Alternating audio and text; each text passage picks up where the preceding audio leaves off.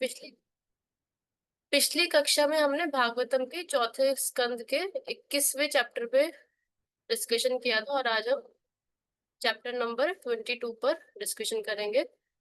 तो ये जैसे कि आप देख सकते हैं सभी पीपीटी में, इस जो चैप्टर उसका शीर्षक है पृथु महाराज की चार कुमारों से भेंट।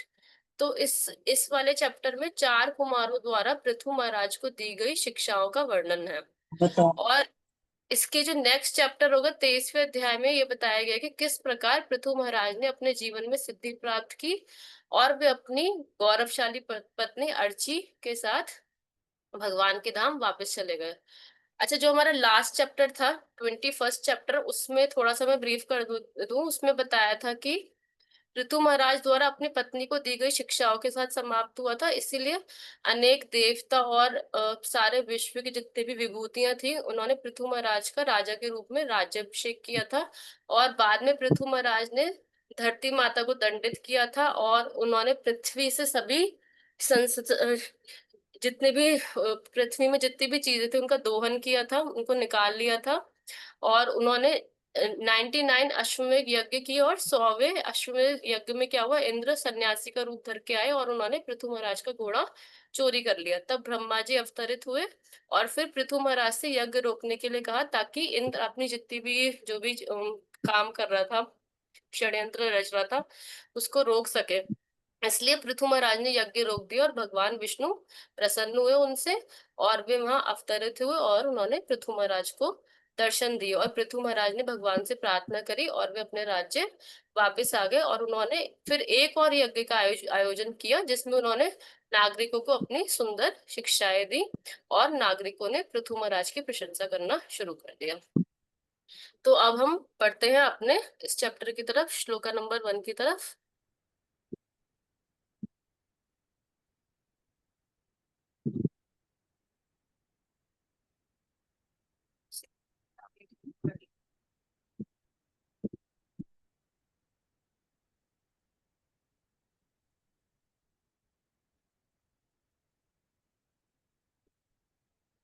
कोई मेरी स्लाइड में, एक्चुअली मेरे लैपटॉप में स्लाइड आगे नहीं बढ़ पा रही।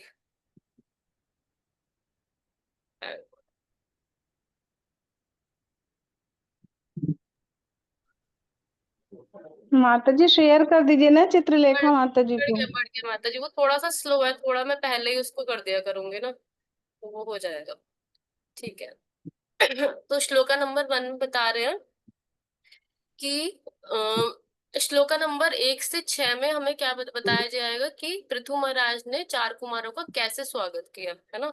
तो श्लोका नंबर 1 में यहाँ पे बता रहे हैं कि जब पृथु महाराज और उनके नागरिकों के बीच ये चर्चा चल रही थी, है ना, तो क्या हुआ, ब्रह्मा जी के पहले पुत्र। तो सबसे पहला प्रश्न मेरा ये है कि ब्रह्मा जी की पहली संतान कौन है, कोई बताना चाहेंगे अगर तो। सनातन। अरे, मनु जी है, मनु मनु। जी। सनातन। मनु तो बाद में आए। चार कुमार। चार कुमार है, ब्रह्मा जी की पहली संतान है, सनक, सनातन, सनंदन और सनत कुमार। तो क्या हुआ कि जब पृथु और उनके जो भी उनके लोग रहते थे, जो भी नागरिक थे, उनके बीच ये डिस्कशन चल रहा था।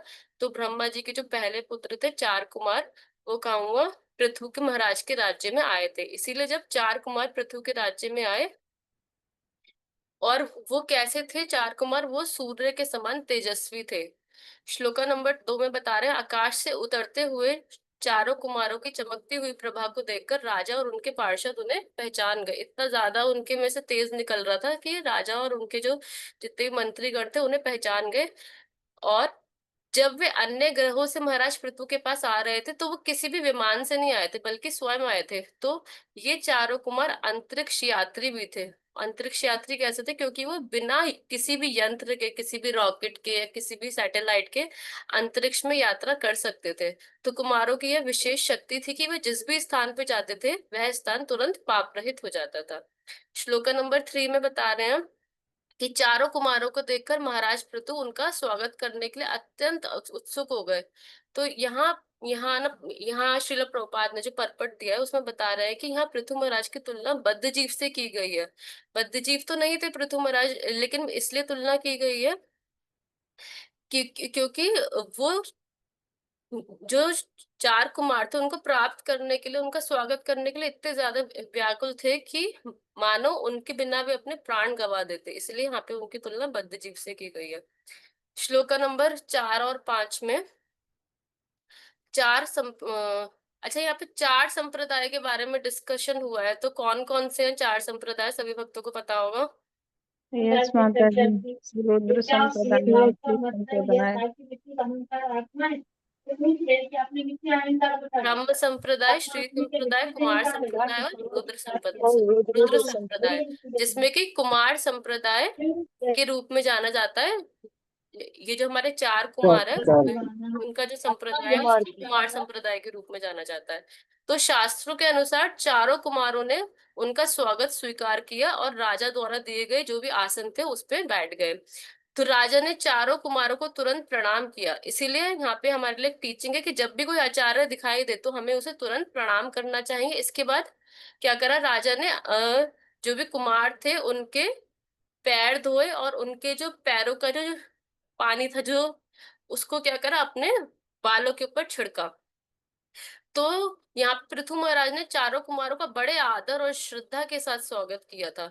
वैदिक संस्कृति में हम देखते हैं कि अतिथि सत्कार के सिद्धांत इतने महान हैं और अद्भुत हैं कि पृथु महाराज जैसे कई अद्भुत लोगों ने हमें सिखाया है कि घर में ब्राह्मणों और साधु लोगों का स्वागत कैसे किया जाए। यहाँ तक कि भगवान कृष्ण ने भी क्या हुआ कि रुक्मणी माता ने एक दूत को भेजा था, तो उन्होंने उस ब्राह्मण का भी बहुत अच्छे से स्वागत किया था। एक बार क्या हुआ, रुक्मणी कृष्ण को एक पत्र भेजती है ताकि कृष्ण आकर रुक्मणी देवी का किडनैप कर सके और उनसे विवाह कर सके, इसलिए वह पत्र रुक्मणी ने एक ब्राह्मण के माध्यम से कृष्ण जी को भेजा था। और कृष्ण ने इस ब्राह्मण को बहुत सम्मान, प्रेम और स्नेह के साथ स्वागत किया था। और साथ ही जब कृष्ण के मित्र सुदामा भी द्वारका आए थे तो कृष्ण ने सुदामा का बहुत अच्छे से स्वागत किया था। और यहाँ तक कि हम देखते हैं कि भीष्म भीष्म पितामह जो कि मृत्यु शैया पे लेटे हुए थे, जब कृष्ण, व्यासदेव, सुखदेव गोस्वामी, नारद, परशुराम और ऐसे कई महान व्यक्तित्व भीष्म की मृत्यु पर आए तो उन्होंने उनका बहुत सम्मान किया, जबकि उनके पास देने के लिए कोई सुविधा नहीं थी और वे हिलने में भी असमर्थ थे क्योंकि उनका क्या था, पूरा शरीर बाणों से छलनी था। फिर भी भीष्म ने केवल अपने मीठे शब्दों के साथ उनका बहुत सम्मान किया और श्रद्धा के साथ उनका स्वागत किया। और हमारे पास ऐसे कई सारे एग्जाम्पल्स है, जैसे एक बार गर्ग मुनि वृंदावन में नंद महाराज के घर आते हैं और नंद महाराज गर्ग मुनि का बहुत अच्छे से स्वागत करते हैं और गर्ग मुनि की महिमा का गान करते हैं। नंद महाराज उनको ग्लोरीफाई करते हैं गर्ग मुनि को। इसलिए विशेष रूप से जब संत लोग हम जैसे गृहस्थों या क्षत्रियों के घर आते हैं तो गृहस्थ उन संतों या जो भी ऋषि होते हैं उनका बहुत सम्मान करते हैं। यहाँ पृथु महाराज एक आदर्श गृहस्थ और आदर्श राजा होने के नाते चारों कुमारों का बड़े आदर और श्रद्धा से स्वागत कर रहे हैं, उनकी पूजा कर रहे हैं और उनके पैर धो रहे हैं। तो 4 और 5 ये श्लोक है, इसमें से हमें बहुत अच्छी टीचिंग्स मिलती हैं कि हमें कैसे, कोई संत महापुरुष आते हैं तो हमें उनका कैसे स्वागत करना चाहिए। ये पृथु महाराज अपने उदाहरण से हमें सिखा रहे हैं। श्लोका नंबर 6 की तरफ बढ़ते हैं। श्लोका नंबर 6 में बता रहे हैं कि चारों महर्षि भगवान शिव से अग्रज थे, उनसे बड़े थे और कुमारों को नैष्टिक ब्रह्मचारी कहा जाता है, जिसका अर्थ है कि वे कभी विवाह नहीं करते। महाराज पृथु ने उनके प्रति आदर के कारण बड़े संयम से इस प्रकार कहना शुरू किया। तो यहाँ पे शिव जी का जिक्र आ रहा है, तो शिव जी किस किस संप्रदाय से आते हैं, मतलब उनका कौन सा संप्रदाय है शिव जी का, जैसे कुमारों का कुमार। रुद्र संप्रदाय, रुद्र संप्रदाय। रुद्र संप्रदाय। Thank you so much. तो श्लोका नंबर 7 की तरफ बढ़ते हैं। यहाँ श्लोका नंबर 7 से 16 में पृथु महाराज क्या है, 4 कुमारों की प्रशंसा कर रहे हैं और उनसे कुछ क्वेश्चंस पूछ रहे हैं। तो श्लोका नंबर 7 से 16 में हम ये डिस्कशन करेंगे। श्लोका नंबर 7 में बोलते हैं, राजा पृथु बोले, हे महामुनियों, आपके दर्शन पाना तो योगियों के लिए भी अत्यंत कठिन है। आप अत्यंत दुर्लभ हैं। मुझे नहीं मालूम कि मैंने ऐसे कौन से पुण्य काम किए थे कि आप मेरे सामने प्रकट हुए। यद्यपि क्या था, महाराज पृथु का जीवन पुण्य कर्मों से परिपूर्ण था। वो खुद ही एक महान आत्मा थे। फिर भी वे आश्चर्य कर रहे थे कि कुमारों से उनका साक्षात्कार कैसे हुआ। यह राजा पृथु की विनम्रता का प्रतीक है। इसीलिए पृथु ने चारों कुमारों की विविध प्रकार से स्तुति की, उनकी पूजा की। उन्होंने कहा, 4 कुमार, आप आम लोगों द्वारा बहुत कम देखे जाते हैं। आपके दर्शन बहुत दुर्लभ है। इसीलिए ऐसे ब्राह्मणों और ऋषियों का शक्तियों से मिलना बहुत दुर्लभ घटना है। यहाँ तक कि जब परीक्षित महाराज ने भी जब सुखदेव गोस्वामी से जब कहा था, जब उनको पता चला था कि उनकी मृत्यु होने वाली है, तो जब परीक्षित महाराज गंगा के वहां पे उपवास कर रहे थे, जो भी उन्होंने व्रत लिया था, तो उन्होंने अपने मृत्यु तक उपवास करने का निर्णय लिया था। उस समय सुखदेव गोस्वामी आए और महाराज परीक्षित को क्या दिया था, ज्ञान दिया था। और सुखदेव गोस्वामी को परीक्षित महाराज ने अलग अलग तरीकों से क्या किया था, धन्यवाद किया था। श्लोका नंबर 8 में बता रहे हैं, ब्राह्मण और वैष्णव किसी व्यक्ति पे अगर प्रसन्न होते हैं तो भगवान विष्णु भी प्रसन्न होते हैं। इतना ही नहीं, उसे ब्राह्मणों और वैष्णवों के साथ रहने वाले शिव जी की भी कृपा प्राप्त होती है। यहाँ पे श्रीला विश्वनाथ चक्रवर्ती ठाकुर ने इस बात की पुष्टि की है। और जैसे हम गाते हैं गुरुअष्टकम में, यस्य प्रसादात भगवत प्रसादो, इसका मतलब कि गुरु जो ब्राह्मण और वैष्णव दोनों हैं, तो गुरु को प्रसन्न करके व्यक्ति किसे प्रसन्न कर सकता है, परम पूर्ण जो हमारे भगवान कृष्ण है उन्हें प्रसन्न कर सकता है, गुरु को प्रसन्न करके। श्लोका नंबर 9 में बता रहे हैं, पृथु महाराज ने आगे कहा कि आप सभी लोकों में भ्रमण कर रहे हैं, फिर भी लोग आपको नहीं जान सकते। ठीक उसी प्रकार जैसे परमात्मा को नहीं जान सकते, यद्यपि परमात्मा सबके हृदय में साक्षी होकर विराजमान है। यहाँ तक कि ब्रह्मा और शिव भी परमात्मा को नहीं समझ सके। ऐसे एग्जाम्पल्स हमने भागवतम में पढ़ चुके हैं। और बहुत सारी जगह हमने सुना है कि ब्रह्मा, शिव, इंद्र और जैसे महान महान देवता भी भगवान को समझने में कभी कभी भूल कर देते हैं। और ऐसा जब हुआ था, जब कृष्ण भगवान इस धरती पे उन्होंने अवतार लिया था, तब ब्रह्मा और राजा इंद्र ने, ये स्टोरी सब हमने सबने सुन रखी है, कि ब्रह्मा और राजा इंद्र ने भी उन्हें समझने में भूल कर ली थी। इसीलिए कहा जाता है कि इन भौतिक जो हमारे नेत्र हैं, आंखें हैं, आंखों से भगवान या वैष्णव को नहीं देखा जा सकता। मनुष्य को अपनी इंद्रियों को पहले शुद्ध करना होगा और भगवान की सेवा में लगाना होगा, तब धीरे धीरे मनुष्य यह जान सकता है कि भगवान कौन है और वैष्णव कौन है। श्लोका नंबर 10 में पृथु महाराज कहते हैं कि वो गृहस्थ बहुत भाग्यशाली होते हैं, अगर वो चाहे वो निर्धन हो, लेकिन यदि गृहस्थों में ऐसे ब्राह्मण और ऋषियों का अपने घरों में स्वागत करने, उनका पूर्ण आतिथ्य करने और उनकी पूजा करने, उनसे अच्छे अच्छे प्रश्न पूछने और उनसे आध्यात्मिक विषयों को सीखने का शिष्टाचार और संस्कृति है, तो पृथु महाराज कह रहे हैं कि ऐसे गृहस्थ बहुत भाग्यशाली हैं। गृहस्थ अपने धन से भाग्यशाली नहीं होता। गृहस्थ किससे भाग्यशाली होता है, अपने शिष्टाचार और विशिष्ट अतिथियों, विशेषकर भक्त जो होते हैं उनका स्वागत करने की संस्कृति से भाग्यशाली होता है। जब वह ब्राह्मणों का इस प्रकार योग्य स्वागत करता है तो वह बहुत भाग्यशाली माना जाता है। यही पृथु महाराज ना कहते हैं। और ये लोग केवल गृहस्थों को ज्ञान देने के लिए आते हैं। यहाँ तक कि नंद महाराज भी गर्ग मुनि से तब कहते हैं कि महात्माओं या शुद्ध भक्तों की यात्राओं का उद्देश्य केवल और केवल जन साधारण को, बद्ध जीवों को, हम जैसे लोगों को आध्यात्मिक ज्ञान से आलोकित करना होता है। अतः केवल जनसाधारण के परम कल्याण की भावना से ही वे एक स्थान से दूसरे स्थान पर यात्रा करते हैं। इसमें उनका कोई निजी स्वार्थ नहीं होता, कोई व्यक्तिगत उद्देश्य नहीं होता। श्लोका नंबर 11 की तरफ हम बढ़ते हैं। श्लोका नंबर 11 में बता रहे हैं, पृथु महाराज यह भी कहते हैं वहां पे कि कुछ गृहस्थ बहुत धनी होते हैं, लेकिन यदि आपके पास ब्राह्मणों और भगवान के भक्तों का स्वागत करने और उनसे ज्ञान प्राप्त करने का संस्कार या शिष्टाचार नहीं है, तथा जहां उनके पैर धोने के लिए जल नहीं है, तो ऐसे गृहस्थ बहुत दुर्भाग्यशाली होते हैं। भले ही उनके पास इतना धन हो, है ना, जिस जिस गृहस्थ के घर में भगवान के भक्तों का प्रवेश नहीं दिया जाता तथा उनके पैर धोने के लिए जल नहीं है, उसे ऐसा घर माना जाता है जिसमें सभी विषैले सांप निवास करते हैं। भाग्य का अर्थ धन नहीं होता, भाग्य का अर्थ होता है संस्कृति और शिष्टाचार, और भाग्य का अर्थ है भगवान के भक्तों का आदर करने की जो हमारी टेंडेंसी है वो। तो ये दोनों श्लोकों से 10 और 11 से बहुत अच्छी शिक्षाएं हमें मिलती हैं कि हमारे घर जब कोई आए तो हमें उसका स्वागत कैसे करना चाहिए। श्लोका नंबर 12 में बता रहे हैं कि ये जो 4 कुमार थे छोटे बालकों जैसे दिखते थे, वे स्वयं को लगभग ऐसे 4-5 साल की मतलब एज के छोटे बच्चों की तरह रखते थे, क्योंकि जब हम यंग होते हैं तो कभी कभी हमारी जो इंद्रियां होती हैं वो विचलित हो जाती हैं और ब्रह्मचर्य ठीक से पालन नहीं हो पाता, ब्रह्मचर्य पालन करना कठिन हो जाता है। इसीलिए जो 4 कुमार थे वो उद्देश्यपूर्ण रूप से बालक ही रहे, क्योंकि बाल जीवन में इंद्रियां कभी भी जो काम वासना होती है उससे विचलित नहीं होती।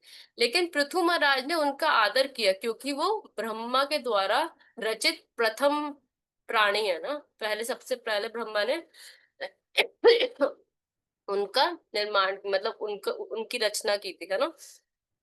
वे पृथु महाराज को प्रकाशित करने के लिए वहां पर आए थे, और वो कहते हैं पृथु महाराज कि आप चारों कुमार बहुत कठोर ब्रह्मचारी हैं, आप नैष्ठिक ब्रह्मचारी हैं, आपने आजीवन ब्रह्मचार्य का व्रत लिया है। तो नैष्ठिक ब्रह्मचारी कौन होते हैं? जो आजीवन ब्रह्मचारी रहते हैं, है ना, बचपन से लेके, और मतलब जो ब्रह्मचारी होते हैं।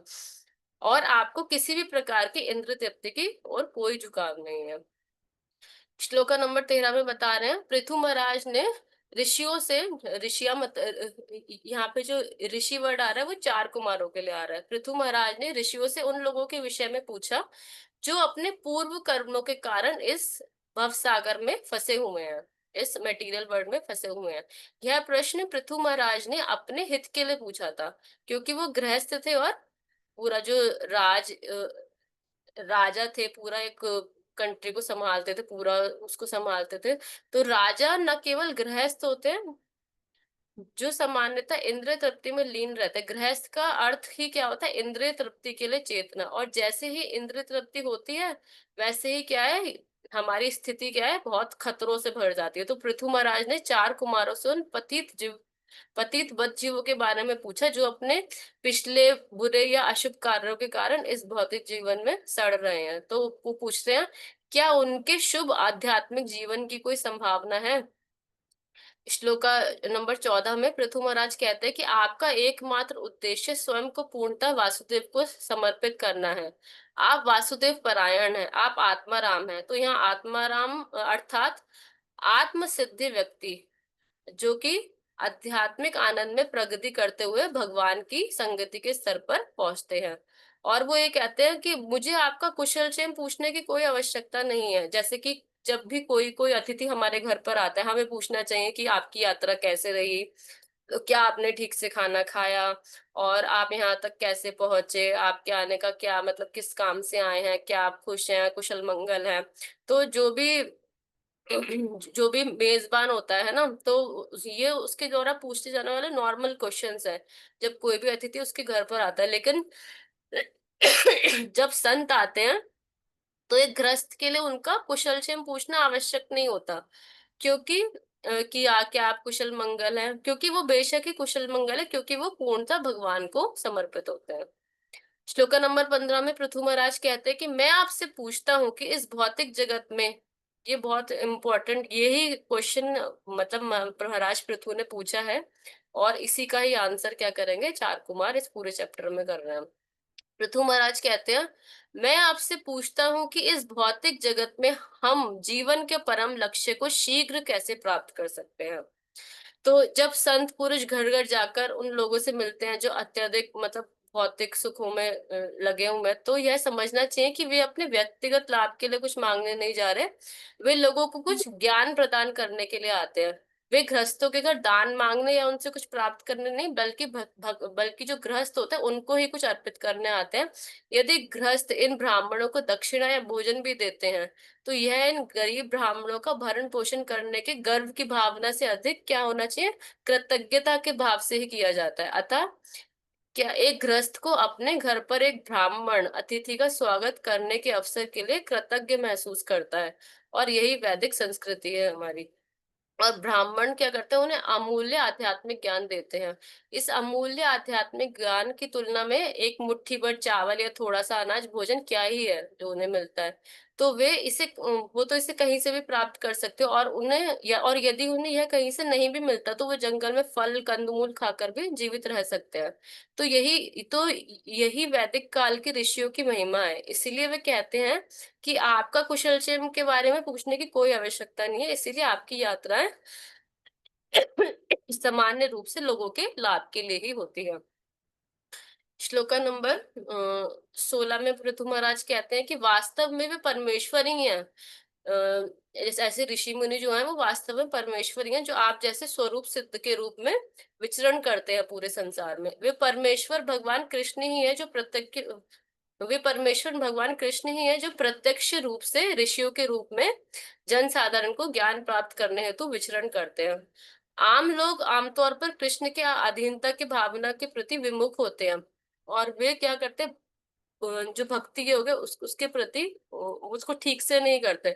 वे इतने अधर्मी और आधार्मिक हो जाते हैं, इस कारण से वे क्या हो जाते हैं, बहुत ही दुखी हो जाते हैं और अनेक कठिनाइयों का सामना करते हैं। ऐसे लोगों पर कुछ कुछ कुछ मर्सी दिखाने, कुछ दया दिखाने के लिए ये जो महापुरुष होते हैं ये एक स्थान से दूसरे स्थान की यात्रा करते हैं। सामान्य रूप से लोगों को सबसे अधिक कल्याण पहुंचाने के लिए चार कुमार या नारद मुनि या ऐसे अन्य महान भक्त हैं जो एक स्थान से दूसरे स्थान पर यात्रा करते हैं और कई बार गृहस्थों से मिलते हैं। श्लोका नंबर अब हम श्लोका नंबर 17 से 21 में बता रहे हैं। अब यहाँ से कौन बोलना स्टार्ट करेगा, जो चार कुमार में है वो बोलना स्टार्ट करेंगे। तो श्लोका नंबर 17 से 21 में सनत कुमार ने पृथु महाराज के प्रश्नों का उत्तर देना स्टार्ट करा।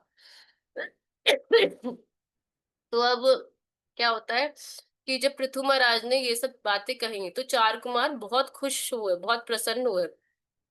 तो इस प्रकार जो ब्रह्मचारियों में श्रेष्ठ है सनत कुमार पूर्ण संतुष्टि से मुस्कुराए, क्योंकि महाराज पृथु का भाषण बहुत मधुर, बहुत संक्षिप्त, सार्थक और उपयुक्त था। तो सनत कुमार ने पृथु महाराज से बात करना शुरू किया। यहाँ श्रील प्रभुपाद बताते हैं कि वाणी में चुने हुए शब्द होने चाहिए, बहुत ही चुन चुन के हमें शब्दों का प्रयोग करना चाहिए जो सुनने में मधुर हो और परिस्थिति के अनुकूल हो, और ऐसी वाणी को अर्थपूर्ण कहा जाता है। ये सभी गुण किसके अंदर थे, पृथु महाराज की वाणी में विद्यमान थे, क्योंकि वो क्या थे, एक शुद्ध भक्त थे। श्लोका नंबर 18 और 19 को मैं एक साथ ले रही हूँ। तो 18वें श्लोका में सनत कुमार कहते हैं, हे पृथु, आपने बहुत लाभदायक प्रश्न पूछे हैं। क्योंकि हमारे पृथु महाराज ने एक प्रश्न पूछा था, उन्होंने कहा कि हे चार कुमारों, इस दुनिया में उन सभी पीड़ित आत्माओं के लिए लाभ का क्या साधन है। तो सभी बद्ध आत्माओं की ओर से इन चार कुमारों से कुछ मार्गदर्शन प्राप्त करने के इरादे से पृथु महाराज ने यह प्रश्न पूछा। उन्होंने कहा, मानवता सर्वोच्च कल्याण कैसे प्राप्त कर सकती है। जब पृथु महाराज ने ऐसा पूछा तो सनत कुमार बहुत इम्प्रेस हुए, और आप समस्त मानवता के कल्याण के बारे में पूछ रहे हैं, क्योंकि आप ये कौन कह रहे हैं, सनत कुमार कह रहे हैं कि आप समस्त मानवता के कल्याण के बारे में पूछ रहे हैं, क्योंकि आप इतने उदार आत्मा हैं, आप ऐसा पूछ सकते हैं। यहाँ पे एक एग्जाम्पल और आता है कि यद्यपि अर्जुन समस्त दिव्य ज्ञान को जानता था, फिर भी उसने कृष्ण से ऐसे प्रश्न किए मानो उसे कुछ भी नहीं पता हो। इसी प्रकार पृथु महाराज सब कुछ जानते थे, किंतु उन्होंने कुमारों के सामने ऐसे प्रस्तुत किया मानो उन्हें कुछ भी नहीं पता हो। सनत कुमार कहते हैं कि आपकी वाणी अत्यंत मधुर, कल्याणकारी है, अतः महापुरुषों का मिलन भी मानवता के लिए अत्यंत लाभकारी है। यह चार कुमारों और इन पृथु महाराज के बीच कोई निजी निजी डिस्कशन नहीं हो रहा, इनको कोई प्राइवेट डिस्कशन नहीं है। यह एक ऐसा डिस्कशन है जो हर जगह, यह सभी रूप से रेलिवेंट है, यह समस्त मानवता के लिए रेलिवेंट है। और क्योंकि पृथु महाराज की महिमा में पृथु महाराज भगवान की महिमा में इतने ज्यादा आसक्त है, इसलिए वे इन महापुरुषों, जो चार कुमारों से जो भी कुछ पूछ रहे हैं वह किसके लिए, मानवता के लिए लाभकारी है।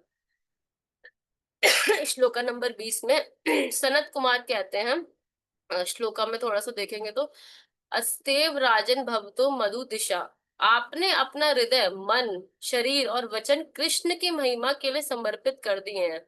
आपने स्वयं को कृष्ण कथा सुनने के लिए समर्पित किया है। आगे है भवतो मधु दिशा, वे मधु दिशा ही आपके पूजनीय भगवान हैं।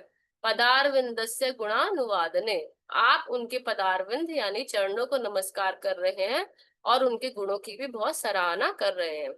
आगे, रति दुरापा विधुनोति नैष्टिकी, और भगवान के चरण कमलों और भगवान की महिमा के प्रति ऐसा आकर्षण हृदय के सभी कल्मश को पूरी तरह नष्ट कर सकता है। जैसे कि पॉलिश करने से चांदी चमक, जैसे पॉलिश करते हैं तो चांदी क्या होती है, चमक जाती है। वैसे ही भक्तों की संगति से भौतिकतावादी व्यक्ति का जो हृदय होता है वो काम वासनाओं से शुद्ध हो जाता है। तो अब चार कुमार पृथु महाराज के प्रश्न का उत्तर देंगे, जो अभी उन्होंने 15 श्लोक में जो मैंने बताया था, जो क्वेश्चन पूछा था। तो अब चार कुमार उन क्वेश्चन का आंसर करना शुरू करेंगे। तो श्लोका नंबर 21 और 22 में, ये एक साथ ले रही हूँ मैं, 21 और 22 में सनत कुमार कहते हैं, केवल कृष्ण कथा के प्रति ऐसी आसक्ति से ही व्यक्ति ध्येय आसक्ति से मुक्त हो सकता है और परमेश्वर के प्रति आसक्ति विकसित कर सकता है। अतः कृष्ण के प्रति आसक्ति और माया से वैराग्य कृष्ण कथा सुनने से हो सकता है। भक्ति का अभ्यास करके, भगवान के विषय में जिज्ञासा करके, जीवन में भक्ति योग का प्रयोग करके, योगेश्वर भगवान की पूजा करके तथा भगवान की महिमा का श्रवण और कीर्तन करके भगवान के प्रति आसक्ति बढ़ाई जा सकती है। ये कर्म अपने आप में पवित्र हैं। फिर चारों कुमार जो है अपनी सुंदर शिक्षाएं, जो टीचिंग्स है वो शुरू करते हैं। उन्होंने राजा पृथु से बहुत सी बातें कही, इसलिए हम, बहुत सारी टीचिंग्स हैं, बहुत कुछ है, तो मैं थोड़ा सा जल्दी चलाऊंगी क्योंकि टाइम वरना हम कंप्लीट नहीं कर पाएंगे। इसलिए हम उनकी शिक्षाओं के कुछ मुख्य बिंदुओं पर चर्चा करेंगे आज। तो श्लोका नंबर 23, तो 23वें श्लोका में सनत कुमार बोलते हैं, बहुत सुंदर श्लोक है जिसमें बहुत सारी टीचिंग्स है। वह कहते हैं, अथेन्द्रियाराम संगोष्ठे अतृष्णय, अर्थात इंद्रिय आराम। तो इंद्रिय आराम का अर्थ है इंद्रिय संतुष्टि, सेंस ग्रेटिफिकेशन। कुछ लोग ऐसे होते हैं जो इंद्रिय भोग या इंद्रिय तृप्ति से बहुत अधिक आसक्त होते हैं और हमें उनकी संगति में नहीं पड़ना चाहिए। इसीलिए हमें इंद्रिय भोग में आसक्त लोगों की संगति को छोड़ देना चाहिए। इंद्रिय तृप्ति से जुड़ी कोई भी चीज भक्त को स्वीकार नहीं करनी चाहिए। आगे बोल है, विविक्त रुचि परितोषा आत्मनि, इंद्रिय भोग में आरुचि होना, रुचि ना होना। परितोष आत्मनि, जो भी कुछ, जो जो कुछ भी है वो अपनी इच्छा से आता है, तो उससे बहुत संतुष्ट रहना चाहिए और अपने भीतर संतुष्ट होना चाहिए हमें। बिना हरेर गुण पीयूष पाणात, व्यक्ति को क्या जो है अपना जीवन इस प्रकार ढालना चाहिए कि वह परमेश्वर की महिमा सुने बिना ना रह सके या जीवित ना रह सके। हरेर गुण का अर्थ है भगवान हरि के गुण। पीयूष का अर्थ है यहाँ पे अमृत, और पाणत का अर्थ है पीना, इसलिए इसका मीनिंग है, इसलिए हमें अपने जीवन को इस प्रकार ढालना चाहिए कि हम कृष्ण के गुणों का अमृत पिए बिना नहीं रह सके, ना ही जीवित रह सके। इसलिए हमें अपने जीवन में भगवान के नाम, रूप, गुण और लीला के श्रवण को प्राथमिकता देनी चाहिए। बहुत इंपॉर्टेंट टीचिंग है ये। यहाँ श्रील प्रभुपाद जी बताते हैं कि यदि कोई अपनी स्पिरिचुअल लाइफ में, आध्यात्मिक जीवन में उन्नति करना चाहता है तो सौभाग्यवश उसे किसी प्रामाणिक गुरु की प्राप्ति हो सकती है और वह उनसे कृष्ण के विषय में ज्ञान प्राप्त कर सकता है। गुरु और कृष्ण दोनों की सेवा करने से ही उसे क्या होता है, भक्ति लता का बीज प्राप्त होता है। और यदि वह इस बीज को अपने हृदय में बोता है और श्रवण और कीर्तन द्वारा उसको सींचता है ना, उसमें पानी डालता है, तो वह एक भक्ति लता के रूप में विकसित होता है। यह लता इतनी ज्यादा प्रबल होती है कि ब्रह्मांड के जो आवरण है, जो कवरिंग है, उसको भेद कर कहा जाता है सीधे वैकुंठ तक तो पहुंच जाती है। और यह तब तक बढ़ती रहती है जब तक यह कृष्ण के चरण कमलों तक पहुंचकर उनका आश्रय नहीं ले लेती। ठीक वैसे ही जैसे घरों में एक साधारण सी जो बेल होती है वो तब तक बढ़ती रहती है जब तक कि उसे छत पर कोई ठोस आश्रय ना मिल जाए, कोई शेल्टर ना मिल जाए जिसको वो पकड़ ले। फिर यह बहुत ही स्थिर रूप से बढ़ती रहती है और क्या उत्पन्न करती है, फल सब्जी उत्पन्न करती है। ऐसे फल के उत्पन्न होने का वास्तविक कारण, जिसे यहाँ भगवान के यश के श्रवण अमृत कहा गया है। श्रवण और कीर्तन द्वारा भक्ति रूपी लता को हमें सींचना है। तात्पर्य यह है कि मनुष्य को भक्तों की संगति से बाहर नहीं रह सकता, उसे भक्तों की संगति में रहना चाहिए, और जहां भगवान के यश का निरंतर कीर्तन और श्रवण होता है वहां रहना चाहिए। तो श्लोका नंबर 24, एक और महत्वपूर्ण शिक्षा 24वें श्लोक में कहते हैं अहिंसा है, अहिंसक होना चाहिए। दूसरा क्या बता रहे हैं, परम हंसचार्य, महान आत्माओं परम परम हंसों के पद चिन्हों पे चलना चाहिए। इसीलिए परमहंस जैसे भक्त अपने चरित्र में अत्यंत अनुकरणीय होते हैं और हमें उनके पद चिन्हों पर चलना चाहिए, उनके फुट स्टेप्स को फॉलो करना चाहिए। आपको भगवान मुकुंद की सुंदर अद्भुत लीलाओं को हमेशा याद रखना चाहिए। हमें यम और नियम यानी नियम और कायदे किस भाव से पालन करने चाहिए, बिना किसी फल और आशा के। जो हमें नियम और कायदे बिना किसी फल और आशा के फॉलो करने चाहिए। कुछ लोग भौतिक लाभ की आशा में अलग अलग नियमों और अलग अलग चीजों का पालन कर सकते हैं, लेकिन हमें बदले में किसी भौतिक लाभ की आशा किए बिना आध्यात्मिक नियमों और कायदों का पालन करना चाहिए। छठा तत्व है अनित्य। अनित्य का अर्थ है दूसरों की आलोचना ना करना, आवश्यक रूप से दूसरों की आलोचना नहीं करनी चाहिए। और एक आध्यात्मिक मार्ग की जो लोग होते हैं उन उनको असुरक्षा या ईर्ष्या के कारण दूसरे प्रामाणिक आध्यात्मिक मार्ग की अनावश्यक रूप से आलोचना नहीं करनी चाहिए। यदि कोई बात प्रामाणिक नहीं भी है और यदि वह आवश्यक है, तो समाज में फैली किसी भी भ्रांति की निंदा नहीं करनी चाहिए या भ्रांति को दूर करके शास्त्रीय ज्ञान का सही प्रमाण हमें स्थापित करना चाहिए, लेकिन अनावश्यक रूप से दूसरों की आलोचना नहीं करनी है हमें।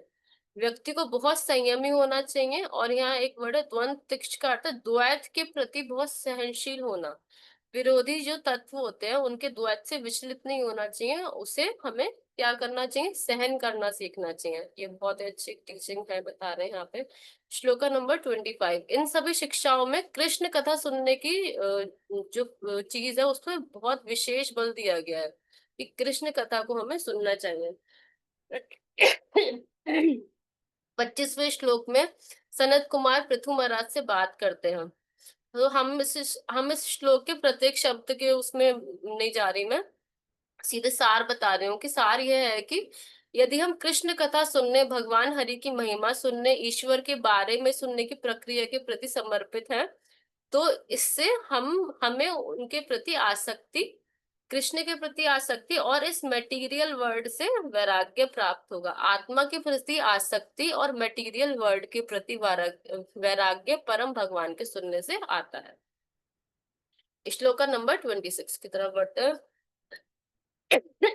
श्लोका नंबर 26 में बता रहे हैं आध्यात्मिक गुरु की कृपा से और ज्ञान और वैराग्य को जागृत करके भगवान के प्रति अपनी आसक्ति में स्थिर हो जाने, शरीर के हृदय में स्थित जीवात्मा और पंच तत्वों से आच्छादित होकर अपने आसपास के भौतिक वातावरण को जला देता है। ठीक उसी प्रकार जैसे लकड़ी से उत्पन्न अग्नि लकड़ी को ही जला देती है। तो यहाँ बहुत अच्छी एक एनालॉजी दी गई है।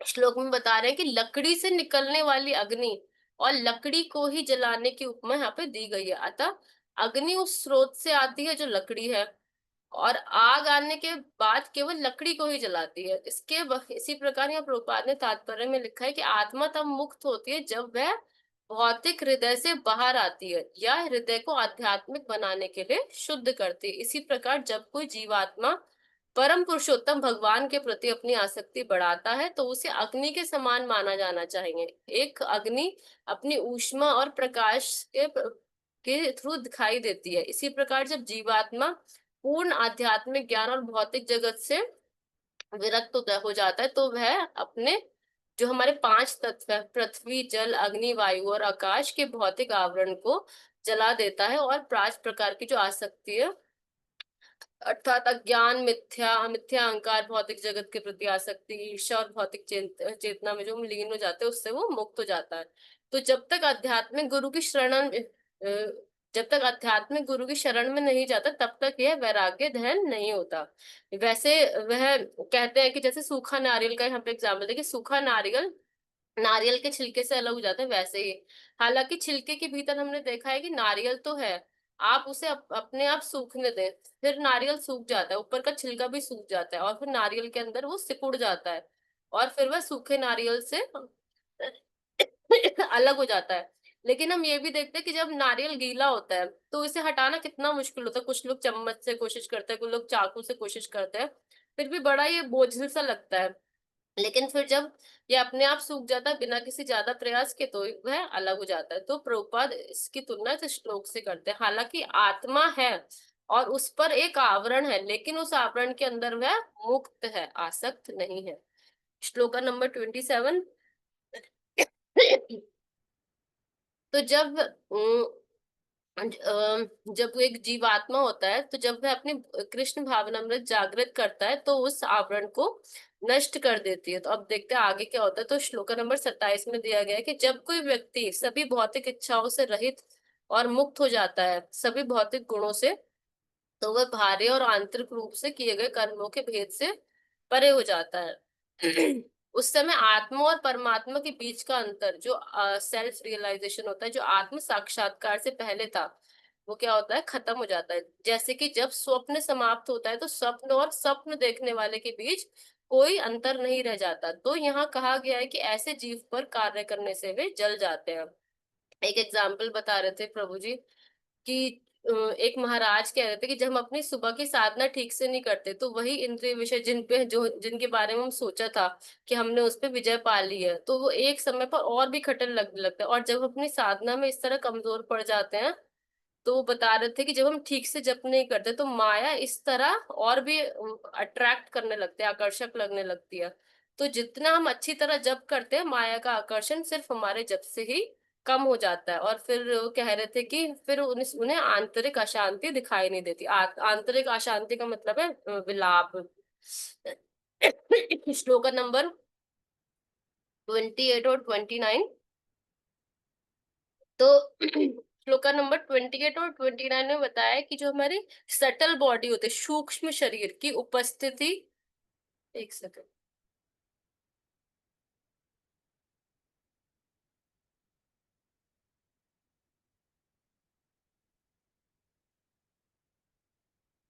हाँ, श्लोका नंबर 28 और 29 में बता रहे हैं कि सूक्ष्म शरीर की उपस्थिति और अनुपस्थिति में के क्या प्रभाव होते हैं, effects of the presence and absence of the subtle body, सूक्ष्म शरीर।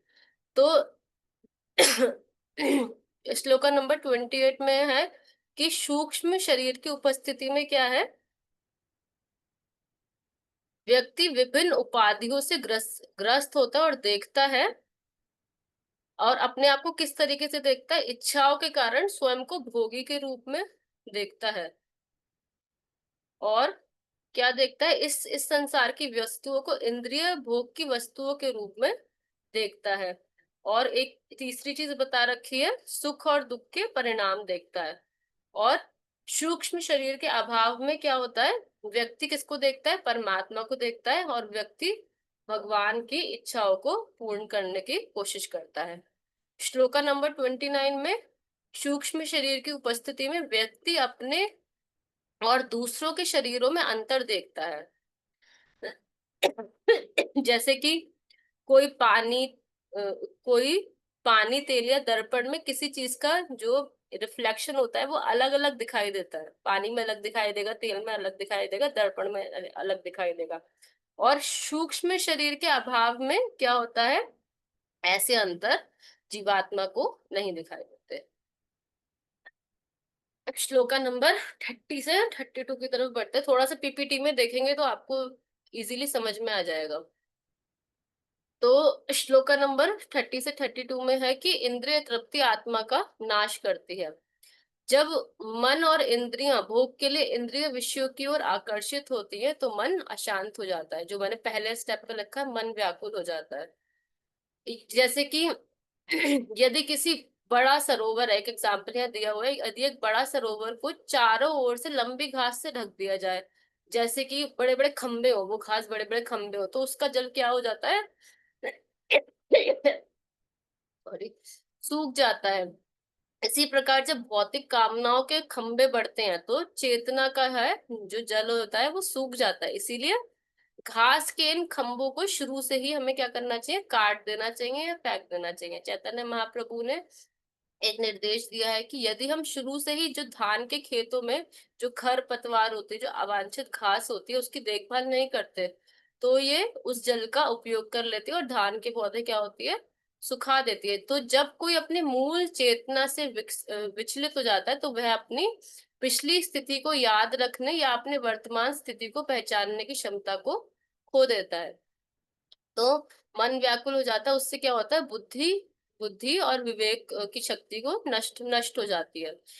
तो मनुष्य भगवान के अंश के रूप में अपनी वास्तविक स्थिति का स्मरण खो देता है, स्मृति हमारी नष्ट हो जाती है। ठीक उसी प्रकार जैसे सोता हुआ मनुष्य स्वयं को भूल जाता है, इस प्रकार जब चेतनाओं की क्रियाओं पर रोक लग जाती है, तो खोई हुई आत्मा के सभी कार्य मिथ्या आधार पर किए जाते हैं। स्मृति नष्ट हो जाती है तो ज्ञान भी नष्ट हो जाता है, ये आत्मा को सबसे बड़ा नुकसान होता है। तो किसी भी कार्य, किसी के आत्महित के में इससे अधिक बाधा और कोई भी नहीं है कि वह अन्य विषयों में अपनी सेल्फ रियलाइजेशन से अधिक सुखदायी समझे। मानव जीवन जो है वो आत्म साक्षात्कार के लिए, किंतु जब व्यक्ति शरीर और इंद्रिय तृप्ति में अधिक रुचि लेने लगता है, तब वह आत्म साक्षात्कार के मार्ग में स्वयं के लिए बाधाएं उत्पन्न कर लेता है। श्लोका नंबर 33 में बता रहे हैं कि इंद्रिय तृप्ति निम्न योनियों की तरफ हमें लेके जाती है। मानव समाज के लिए धन कमाने और उसे इंद्रिय तृप्ति में लगाने के बारे में निरंतर चिंतन करना सबके हितों का विनाश करता है। तो धन के बारे में निरंतर चिंतन करेंगे और उसका इंद्रिय तृप्ति के लिए उपयोग करेंगे, तो सभी जो हमारे लक्ष्य हैं उसका विनाश हो जाएगा। जब मनुष्य ज्ञान और भक्ति से रहित हो जाता है, तो वह वृक्षों और पत्थरों जैसी योनि में प्रवेश कर जाता है। ज्ञान और विज्ञान का नाश होगा, तो जो निम्न योनि है, वृक्षों पत्थरों की योनि, उसमें व्यक्ति प्रवेश करता है। ज्ञान का अर्थ है अपनी स्वाभाविक स्थिति को समझना, और विज्ञान का अर्थ है जीवन में उस ज्ञान का प्रैक्टिकल एप्लीकेशन।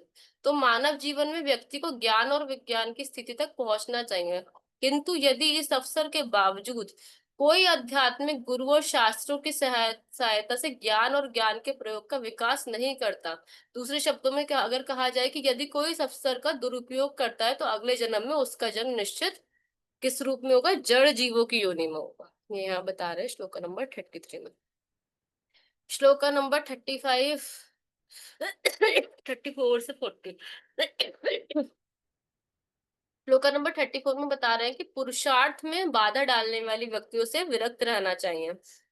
जो लोग अज्ञान रूपी सागर को पार करना चाहते हैं, उन्हें कभी भी आसक्ति नहीं करनी चाहिए, क्योंकि वे वस्तुएं जो हमारे चार पुरुषार्थ धर्म अर्थ काम और मोक्ष में पूर्णतः बाधा डालती हैं। वैदिक सभ्यता हमें शास्त्रों का सारा ज्ञान प्रदान करती है, और यदि हम शास्त्रों और गुरु के निर्देशन में एक नियमित जीवन जीते हैं, तो हमारी सारी भौतिक इच्छाएं पूरी होंगी, साथ ही हम मोक्ष की ओर अग्रसर हो सकेंगे। तो श्लोका नंबर 35 में मोक्ष बता रहे हैं कि चारों पुरुषार्थ में मोक्ष सबसे महत्वपूर्ण है और इसे अत्यंत गंभीरता से लेना चाहिए। अन्य तीन पुरुषार्थ मृत्यु के समय नष्ट हो जाते हैं। अन्य तीन पुरुषार्थ किस प्रकार नष्ट होते हैं, ये हम श्लोका नंबर 36 में देखेंगे। श्लोका नंबर 36, भगवान सभी अस्थायी पुरुषार्थों का नाश कर देते हैं। जिनके पुरुषार्थ भगवान काल के रूप में नष्ट कर देंगे, ऐसे अस्थायी पुरुषार्थ उच्चतर या निम्नतर केवल भौतिक गुणों के संबंध में ही विद्यमान रहते हैं। भगवान भक्तों को भौतिक आशीर्वाद प्रदान नहीं करते हैं, ये सभी को पता है, क्योंकि वे निरंतर जन्म मृत्यु जरा व्याधि द्वारा इस भौतिक संसार में पुनः फंस जाएंगे। भौतिकतावादी ऐश्वर्य के कारण रावण जैसे व्यक्ति इंद्र तृप्ति के लिए फूल जाते हैं। रावण ने क्या किया, सीता का अपहरण किया, उसका साहस किया अपहरण करने का, जो भगवान राम की पत्नी थी, यह सोचकर कि भगवान की सुख और शांति का आनंद ले सकेगा। लेकिन वास्तव में ऐसे कारण से क्या हुआ, रावण बर्बाद हो गया। वर्तमान समय में भी क्या है, मानव सभ्यता आर्थिक विकास और इंद्र तृप्ति से अत्यधिक आसक्त है, और इसलिए विनाश के मार्ग पर अग्रसर है। थोड़े क्वेश्चंस थे, लेकिन वो मैं पूछ नहीं पा रही क्योंकि टाइम काफी हो गया है। थोड़ा सा एक क्वेश्चन श्लोक नंबर 37 में है। अब हम यहाँ पे भक्ति मिश्रित ज्ञान के बारे में पढ़ेंगे, जहाँ ज्ञान की प्रधानता और सायुज्य मुक्ति का लक्ष्य है। तो सायुज्य मुक्ति क्या होती है, किसी को याद है? पढ़ चुके हैं हम। मुक्ति कितने तरीके की होती है, कौन भक्त बताएंगे? पढ़ चुके हैं ये हम सब 5 कुछ। तरीके की होती हैं। हाँ, 5 तरीके की मुक्ति होती है। सायुज्य मुक्ति का अर्थ होता है, कोई बताएंगे? भगवान के साथ उनके धाम में रहना। हाँ, पूर्ण मिलन या एकत्व, जहाँ भक्त अपने अपने को खोकर भक्त मतलब ईश्वर में पूर्णता लीन हो जाता है। तो 5 प्रकार की भक्ति है: सालोक्य, शास्त्रीय, साधुक्य, सापेक्ष और सायुज्य। तो सनत कुमार ने राजा पृथु से कहा कि उस परमात्मा को जो शरीर, इंद्रियां, प्राण, बुद्धि और अहंकार से भरा हुआ है, सभी लिविंग और नॉन लिविंग, जो भी लिविंग बींग्स है, नॉन लिविंग के हार्ट में निवास करता है। तो ध्यान करना चाहिए कि मैं ही वह हूँ, सो अस्मि। यहाँ पे एक शब्द बोलते हैं, सो अस्मि। और बोलते हैं, तत् तुम असि और सो हम, जैसे मंत्रों की निर्विशेषवादी अवधारणा यह है कि परमेश्वर और जीव एक ही हैं। वो लोग ये मानते हैं निर्विशेषवादी की परमेश्वर और जीव वो दो चीजें बोलते हैं, सोहम और तत्तुमसी। लेकिन एक भक्त के पॉइंट ऑफ व्यू से अगर ये देखा जाए तो ये मंत्र यह सिद्ध करते हैं कि परमेश्वर और जीव दोनों के क्या है, गुण एक है। इस श्लोक में क्षेत्रविद शब्द भी एक यूज करा जाएगा, बहुत इंपॉर्टेंट शब्द है। इसमें हम इस शरीर को क्षेत्र, जो हमारी बॉडी है, उसको क्या कहा गया, कार्य क्षेत्र कहा जाता है। और शरीर का जो स्वामी है, मतलब शरीर के भीतर जो विराजमान आत्मा तथा परमात्मा है, दोनों को क्या कहा जाता है, क्षेत्रविद कहा जाता है। किंतु दोनों प्रकार के क्षेत्रविद में अंतर है। एक क्षेत्रविद परमात्मा आत्मा का निर्देशन कर रहे हैं भीतर से, और भीतर से वे चैत्य ग्रुप के रूप में निर्देशन कर रहे हैं। और तीसरे रूप में वो स्वयं को बाह्य आध्यात्मिक गुरु के रूप में प्रकट करके जीव की सहायता करते हैं, हेल्प करते हैं। दोनों ही रूपों में भगवान क्या कर रहे हैं, जीव को निर्देश दे रहे हैं ताकि वह अपने भौतिक कार्य को समाप्त करके अपने घर भगवान के धाम वापस आ सके। श्लोका नंबर 38 में परमात्मा के प्रति समर्पण, जो कारण और प्रभाव से एक है, सदा मुक्त, पूर्णता शुद्ध और सर्वोच्च सत्य है। जो व्यक्ति जानबूझकर विचार करके माया से परे हो गया है, जैसे जो सांप को रस्सी समझने की भ्रांति को दूर करता है, वही उसे समझ सकता है। सनत कुमार अब क्या बताएंगे, शुद्ध भक्ति के बारे में बताएंगे। अब तक उन्होंने ज्ञान मिश्रित भक्ति के बारे में बताया, अब वे पृथु को सोअस्मि शब्दों के प्रति उसकी आरुचि को समझाते हुए अब सनत कुमार शुद्ध भक्ति की व्याख्या करेंगे, जो क्या है, सर्वोत्तम मार्ग है। तो श्लोका नंबर 39 और 40 दोनों में एक साथ ले रही हूँ। तो इस तरह 4 कुमार हमारे पृथु महाराज को बहुत सुंदर अद्भुत शिक्षाएं देते हैं। बहुत और भी बहुत कुछ था इस चैप्टर में, लेकिन इतना हमारे पास समय नहीं होता है 1 घंटे में। तो अभी मैं इतना ही प्रिपेयर कर पाई। तो इस अध्याय के 39वें और 40th श्लोक में 4 कुमारों द्वारा दी गई शिक्षाएं वास्तव में बहुत अनमोल शिक्षाएं वो हमें बताई गई है। इसलिए श्लोक नंबर 39 और 40 बहुत ही हार्ट टचिंग है और भक्ति योग की श्रेष्ठता को यहाँ पे स्थापित करते हैं। 39वें श्लोक में 4 कुमार कहते हैं कि मतलब यह श्लोक भक्ति योग की महिमा को अद्भुत रूप से यहाँ पे स्थापित करता है। अतः भगवान के चरण कमल की पंखुड़ियों के समान है। यदि हम उन चरण कमलों की सेवा करें तो कर्म आश्रय का अर्थ है, यहाँ पे कर्म आश्रय का अर्थ है इंद्रिय भोग की आकांक्षा है। कर्म सकाम कर्म है, अर्थात इंद्रिय तृप्ति या किसी भौतिक लाभ की आशा में किया गया कर्म। भगवान के चरण कमलों की सेवा करने से हमारी सभी सकाम इंद्रिय तृप्ति की आकांक्षाएं नष्ट हो जाती है। लेकिन जो लोग भक्ति से रहित हैं, वे चाहे कितना भी प्रयास क्यों ना करे, अपने इंद्रियों को वश में नहीं कर पाते। उनकी भौतिक इच्छाओं के तो बात ही क्या करें, वे अपने इंद्रियों पर भी नियंत्रण नहीं रख सकते। उनकी कर्म जो है उसको उखाड़ रखने की तो क्या ही बात है। इसलिए इसका निष्कर्ष है कि भज वासुदेव का अर्थ है भगवान वासुदेव की सेवा करना। यही 4 कुमारों की जो मेन टीचिंग है वो ये है। और अगले श्लोक में 40 श्लोक में वे इस चर्चा को जारी रखते हैं और वे कहते हैं कि इस भवसागर को पार करना अत्यंत कठिन है, क्योंकि भौतिक अस्तित्व का यह सागर वासना, घमंड, क्रोध, ईर्ष्या, लालच जैसे विभिन्न अनर्थों की इंद्रियों, ये यहाँ पे बता रखे हैं बहुत सारे। जैसे शार्क होते हैं एक बहुत बड़े महासागर में शार्क होते हैं, तो उसी तरीके से जैसे ही विभिन्न अनर्थों के इंद्रियों पे के इतने सारे शार्क से भरा हुआ है, तो वे सभी शार्क माने जाते हैं। और हम तैरने के किसी भी ज्ञान के बिना भौतिक अस्तित्व के सागर में डूब रहे बेचारे लोगों की हम तरह हैं। और यह छह अनर्थ जो जैसे बड़े शार्क लगातार हमें निगलने की कोशिश कर रहे हैं, तो हम कैसे बाहर आएंगे अब? हम तैरना भी नहीं जानते और हम डूब डूब रहे हैं। तो एकमात्र तरीका जो हमें बचा सकता है वह क्या है? एक मजबूत नाव, एक मजबूत बोट। जब एक नाव आती है तो उसे एक उचित, उसका कैप्टन होता है, एक कैप्टन उसको चलाता है। जब नाव आती है तो वे हमें इस महासागर से, जो कैप्टन है वो बचाएंगे और हमें नाव पे रखेंगे। नाव इतनी मजबूत है कि हम इतने सारे जो शार्क हैं, है ना, तो इस कोई भी शार्क इस नाव को हिला नहीं सकती। इसीलिए परम भगवान कृष्ण के चरण कमलों की पूजा करो। कृष्ण के चरण कमलों की यह पूजा एक नाव की तरह काम करेगी। वह कौन सी नाव है जो हमें इस भव सागर से बचा सकती है? वह है कृष्ण के चरणों की नाव, भक्ति की नाव बचा सकती है। एक और चीज, कृष्ण के चरण कमलों की नाव ना केवल हमें इस भव सागर से आसानी से पार करने में मदद करेगी, कृष्ण के जो जो नाव है वो इतनी, मतलब किस हद तक जा सकती है? तो यहाँ बता रहे हैं भव सागर का कोई किनारा नहीं है, ये बहुत विशाल भव सागर है। लेकिन कृष्ण के चरण कमल इससे इस भव सागर को क्या कर देते हैं? इस एक छोटा बछड़ा होता है, उसके जो खुर के निशान होता है उतना छोटा कर देते हैं।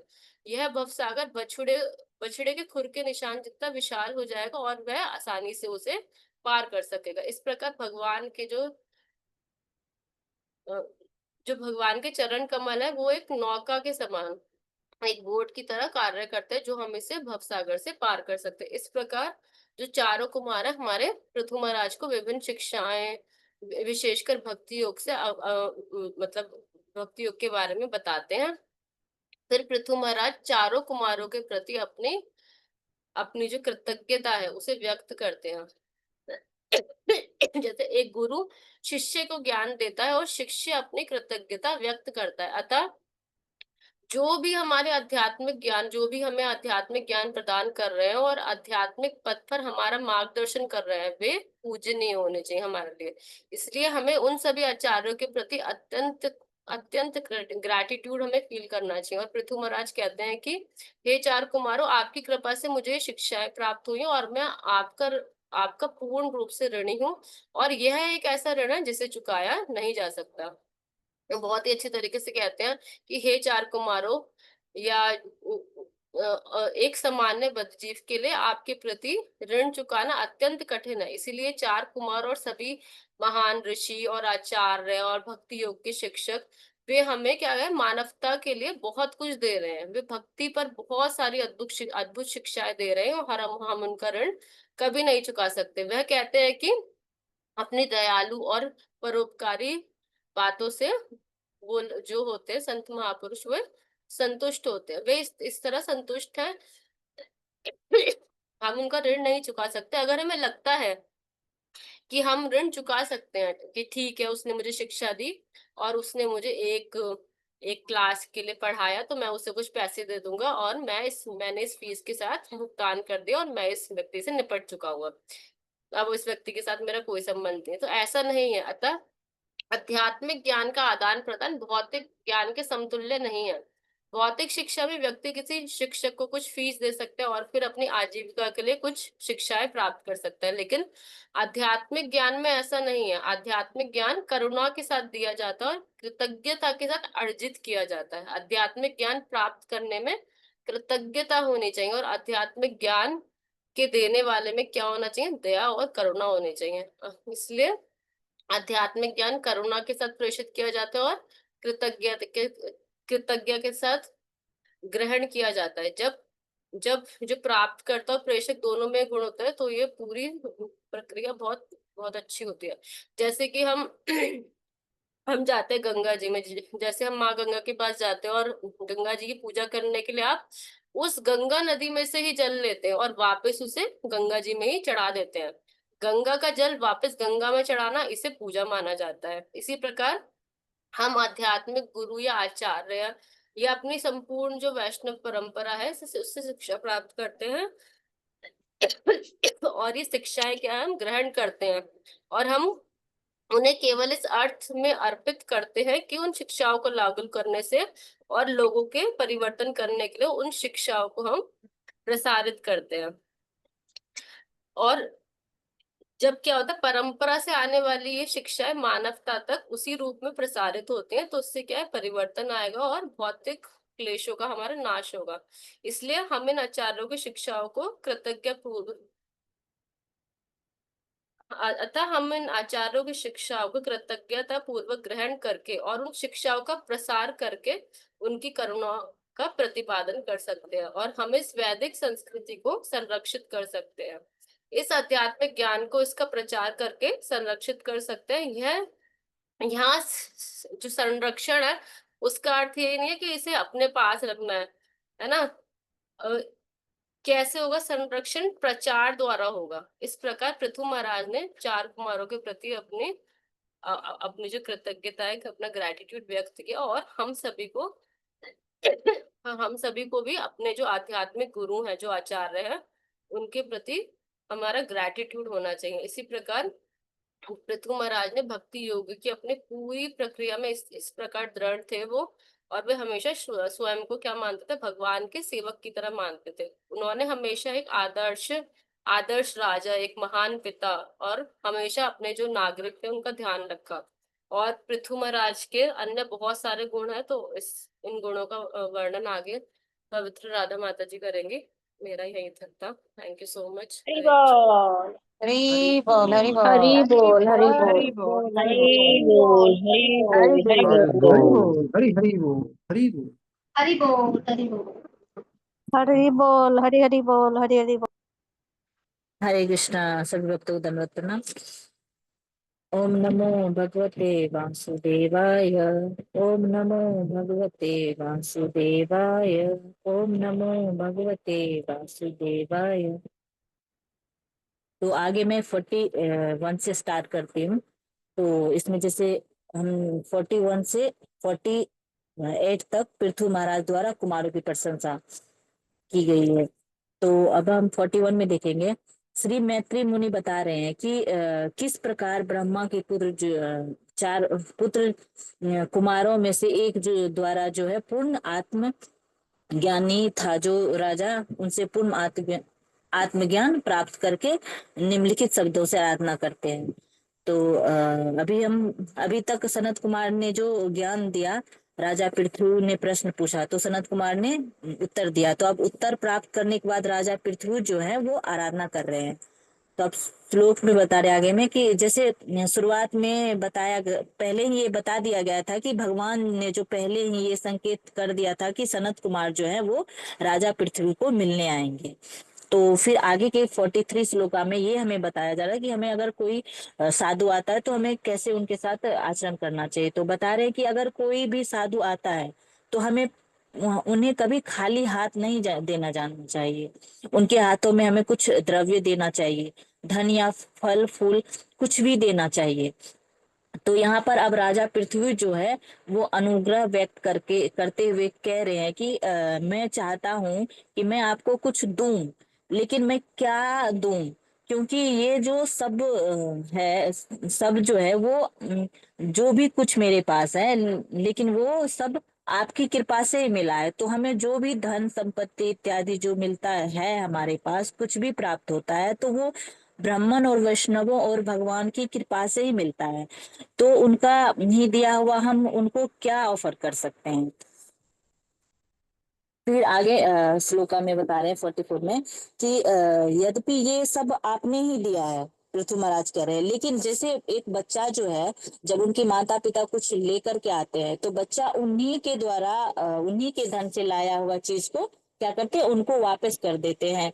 तो इसी तरह से राजा पृथ्वी जो है पृथु जो है यहाँ पर कह रहे हैं कि सब कुछ मैं आपको जो है, जो भी है मैं आपको अर्पित करता हूँ। फिर आगे श्लोका में बता रहे हैं कि महाराज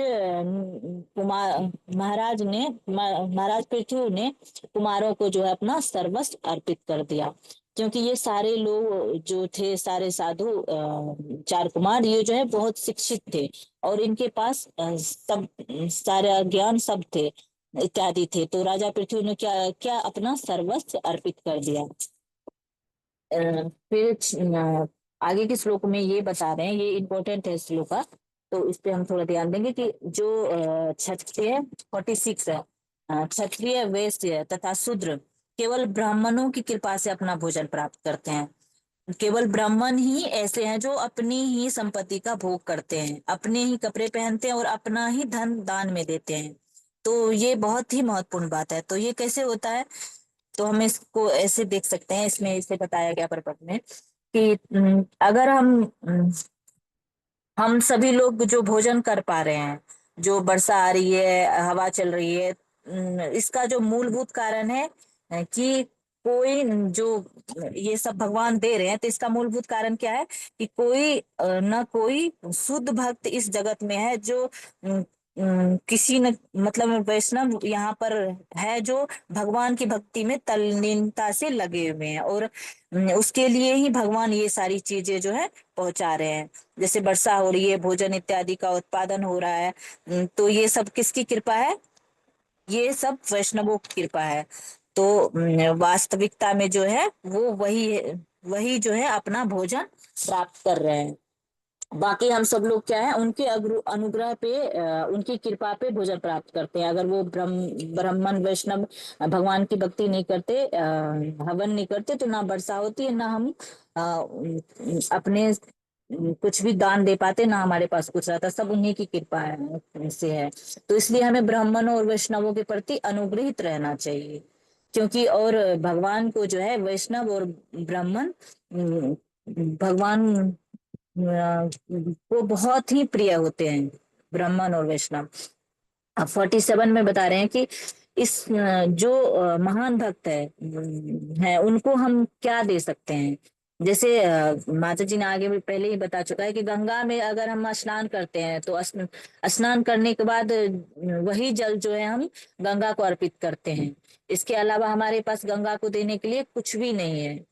गंगा जो है क्या करती है, गंगा हमारे सारे पापों को हरण कर लेते हैं, लेकिन उसको हम क्या दे सकते हैं? हमारे पास कुछ नहीं है। उन्हीं का जल हम उनको वापस करते हैं।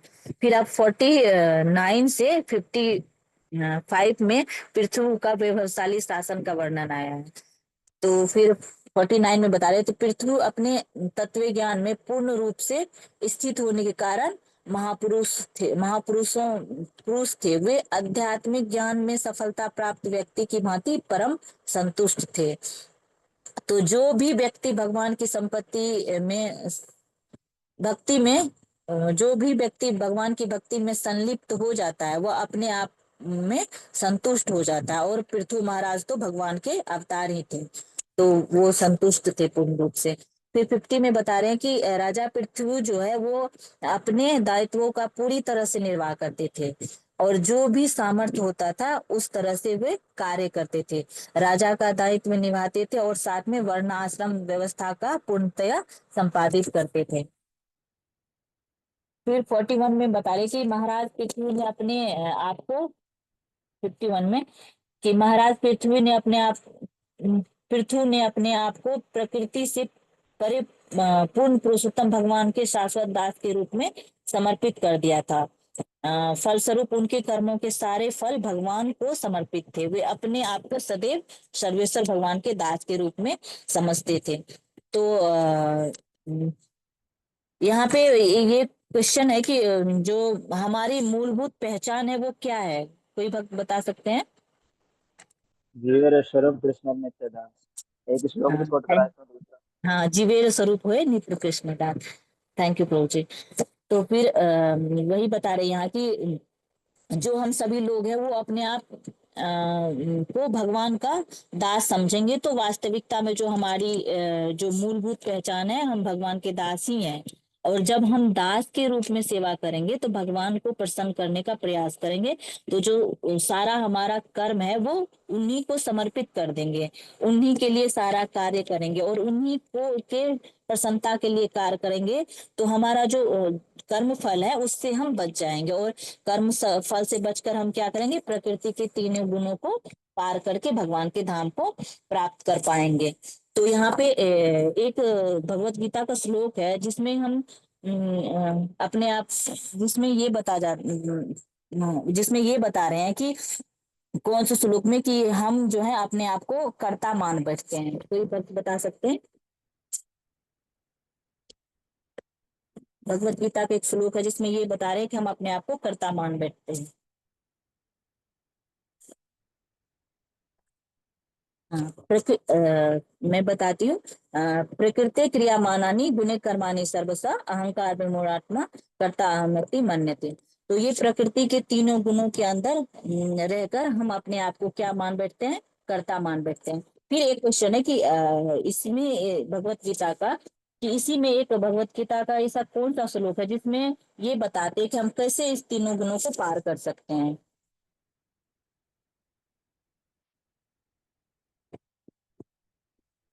कोई वक्त बता सकते हैं श्लोक का? मैं बताती हूँ। देवी हुए सा गुणमयी मम माया दुरतया मामे भी ये पर बनते थे माया मेता तरंती थे। तो प्रकृति के तीनों गुणों का अगर कोई पार करना चाहता है तो उसे क्या करना चाहिए, भगवान के शरण में आना पड़ेगा। और भगवान की शरण में हम कैसे ले सकते हैं, भगवान के पवित्र नामों का जप करके। फिर आगे 52 में बता रहे कि इस श्लोक में बता रहे कि इतना धन्य धन रहते हुए भी महाराज पृथ्वी जो है वो अपने सभी ऐश्वर्यों से पृथक रहते थे और सामान्य जीवन जीते थे, सादा जीवन उच्च विचार। तो वो दिखावे के लिए नहीं करते थे जैसे आजकल के नेता लोग करते हैं कि हम सामान्य जीवन जिएंगे, हम आम नागरिक की तरह रहेंगे और जो अवसर उनको मिला तो करोड़ों रुपयों का वो जो है घर बना लेते हैं, गाड़ी का खरीद लेते हैं, तो एसी लगवा लेते हैं, तो फिर झूठा दिखावा करते हैं कि हम आम आदमी हैं। तो किस तरह आम आदमी के पास जो है इतना करोड़ रुपए का घर हो सकता है। तो सत्ता जब तक प्राप्त नहीं रहती है तब तक लोग जो है कहते हैं, ढकोसला करते हैं कि मैं आम आदमी की तरह रहूंगा, लेकिन सत्ता पाने के बाद जो है वो जनता के धन का दुरुपयोग करते हैं। लेकिन राजा पृथ्वी ऐसे नहीं थे। फिर अच्छा, यहाँ एक क्वेश्चन है कि गृहस्थ का अर्थ क्या होता है, कोई वक्त बता सकते हैं? गृहस्थ का गृहस्थ अर्थ गृहस्थ के दो मतलब होते हैं, तो जो भगवान की सेवा के अनुसार कार्य करते हैं उन्हें गृहस्थ कहते हैं। जो दूसरे लोग होते हैं जो भगवान की सेवा में नहीं आते वो गृहनिधि होते हैं। मुझे और गृहस्थ का मतलब विवाहित होना भी है। जी माता जी, जैसे विवाह होना, पत्नी होने, बच्चे होने, गृहस्थ का मतलब ये हुआ अर्थ होता है कि और भगवान की भक्ति करे साथ में, नहीं तो गृहमैदी हो जाता है जो भौतिक चीजों को वो करते हैं। लेकिन अगर गृहस्थ है जिनके बीवी बच्चे हैं लेकिन वो भगवान की भक्ति करते हैं तो उनको गृहस्थ बताया गया। तो फिर 53 में इस श्लोक में बता रहे हैं कि पृथ्वी महाराज भक्ति भी करते थे और साथ गृहस्थ आश्रम का दायित्व भी पालन करते थे। और गृहस्थ का अर्थ क्या है कि होता है कि पति पत्नी और बच्चे भी हो, तो उन्हें संतान भी उत्पन्न हुए। उनकी 5 संतान उत्पन्न हुए जिनके नाम है 5 पुत्र थे, विजित्स्वा, धूम्रकेश, हैर्यक्ष, द्रविण तथा वृक, ये सब उनके पुत्र थे। फिर 55 में बता रहे कि राजा का दायित्व होता है अपनी प्रजा को प्रसन्न रखना, अपनी प्रजा के लिए जो भी आवश्यक विषय वस्तु है उसको पहुंचाया जाए। और राजा पृथ्वी अपनी प्रजा को आवश्यक जो भी आवश्यक की चीजें होती थी वो उनको पहुंचाते थे। फिर 56 से 63 तक पृथ्वी के गुणों के बारे में बताया गया है। तो ये टेबल बनाया है, यहाँ पे आप देख सकते हैं पीपीटी में। तो मैं ये परपट से पढ़ रही हूँ। तो राजा का दायित्व होता था कि वो क्या करे, वो कर लेकर के प्रजा का ही देखभाल करे और उनके खुशहाली के लिए ही कार्य करे। तो जिस तरह से इसमें सूर्य का उपमा दिया गया है कि जिस सूर्य क्या करता है, जल लेकर के जल को पुनः वर्षा के रूप में वापस कर देते हैं, तो उसी तरह राजा पृथु क्या करते थे, जनता से कर लेकर के प्रजा के लिए शिक्षण कार्य जो भी व्यवस्था होता है, स्वास्थ्य राजा का कर्तव्य बता रहे, स्वास्थ्य विभाग में जो भी हो, नागरिकों के लिए जो भी व्यवस्था हो उसको वो सुनियोजित करते थे। अब आगे 57 में बता रहे कि महाराज पृथ्वी इतने प्रबल थे कि उनके आदेशों का उल्लंघन करना मानो अग्नि के समान था। वो इतने बलशाली थे कि उनकी उपमा स्वर्ग के राजा इंद्र से दी जाती थी, उनकी जिसकी शक्ति अजय है। और महाराज पृथ्वी के समान सहिष्णु भी थे और मानव समाज के विभिन्न इच्छाओं पूरी करने में वे स्वयं स्वर्ग के समान थे। तो वो सारे लोगों की व्यवस्था भी करते थे और सभी की आवश्यकताओं को पूरा करते थे, और धीरज और सौम्यता भी थी उनमें। फिर 58 में बता रहे हैं कि प्रजा की जो भी इच्छा होती थी, जिस प्रकार की भी इच्छा होती थी, जैसे ब्राह्मण की, क्षत्रिय की, वैश्य की, शूद्र, चंडाल, जो भी लोग थे, उन सभी की आवश्यकताओं को, उनके मूलभूत आवश्यकताओं के सुचारू रूप से रखना और ये देखना कि वर्णाश्रम व्यवस्था में कोई रुकावट ना हो, और रुकावट हो रही है तो उसे दूर करना, और सबके कष्टों को दूर करना, सारी चीजें जो है उनका राजा पृथु देखभाल करते थे। फिर पृथु की बुद्धि तथा शिक्षा मृत्यु के अधीक्षक यमराज के बिल्कुल समान थे। उनका ऐश्वर्य हिमालय पर्वत से तुलनीय था, जहां सभी बहुमूल्य हीरे, जवाहरात तथा धातुएं संचित है। उनके पास स्वर्ग के कोषाध्यक्ष कुबेर के समान विपुल संपत्ति थी। वरुण देवता के ही समान उनके रहस्यों का किसी को पता न था। फिर 60 में बता रहे कि पृथ्वी के शारीरिक बल तथा इंद्रिय शक्ति में वायु के समान बलशाली थे, और जो कहीं भी तथा सर्वत्र आ जा सकता था। अपनी असहायता में वो शिवजी या सदाशिव के अंश सर्वशक्तिमान रुद्र के समान थे। फिर 61 में वे शारीरिक सुंदरता में कामदेव के समान थे, वात्सल्य में वे स्वयं भी मनु के समान थे, विचारशीलता में वे सिंह के समान थे, और अपनी नियंत्रण क्षमता में वे ब्रह्मा जी के समान थे। इस तरह से पृथ्वी महाराज की अलग अलग जो गुण है, विशेषता है, उनका यहाँ पे वर्णन किया जा रहा है। अब श्लोका 62 में बता रहे कि पृथ्वी महाराज में परोपकार के बारे में बताया जा रहा है कि परोपकार करने की वृत्ति इस तरह से होनी चाहिए कि कैसे, जैसे पृथ्वी महाराज करते थे, इसमें बता रहे हैं कि परोपकार हमें कैसे करना चाहिए। तो हम दीक्षा नहीं, हमें दिखावा करके परोपकार नहीं करना चाहिए। जैसे दिखावा में हम क्या करते हैं, जैसे किसी को कंबल देने जा रहे हैं तो 10 लोग जाके एक कंबल देंगे और उन फोटो खिंचाएंगे, तो ऐसे परोपकार नहीं करना चाहिए। जैसे हम अपने घर में किसी को कुछ देते हैं तो हम उनको दे देते हैं, ये नहीं कि हम फोटो खिंचवा के दिखाते हैं कि हमने ये दिया है। तो परोपकार इस तरह होना चाहिए कि ऊपर जिसके ऊपर हम आप परोपकार कर रहे हैं, तो उस इस तरह से परोपकार करना चाहिए कि ये मेरे घर का सदस्य है, दिखावे में नहीं करना चाहिए। फिर 63 में बता रहे कि राजा पृथ्वी जो है वो योग्य राजा थे और प्रजा का बहुत अच्छी तरह से देखभाल करते थे, उनके लिए सारी व्यवस्था करते थे और प्रजा को बहुत ही प्रिय थे राजा पृथ्वी। इस तरह से राजा पृथ्वी का यहाँ पे गुणों का वर्णन किया गया है।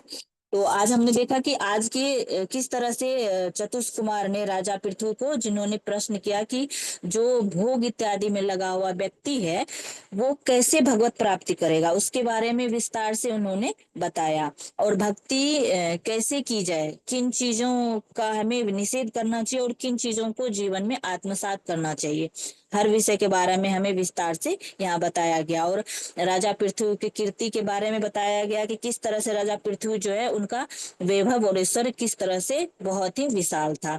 तो इस तरह से इस अध्याय का यहाँ पर विवेचना समाप्त होता है। अगर हरे कृष्णा, अगर मेरे से कुछ गलती हुई, त्रुटि हुई तो मुझे क्षमा कीजिएगा। हरि हरे बोल। कृष्ण। हरि बोल। हरि हरि बोल। बोल, हरि बोल, हरि हरि बोल। बोल, हरि हरि हरि बोल, बोल, हरि हरि हरि हरि बोल, बोल। हरि हरि हरि बोल। बोल, हरि बोल, हरि बोल, हरि हरि बोल, हरि हरि बोल।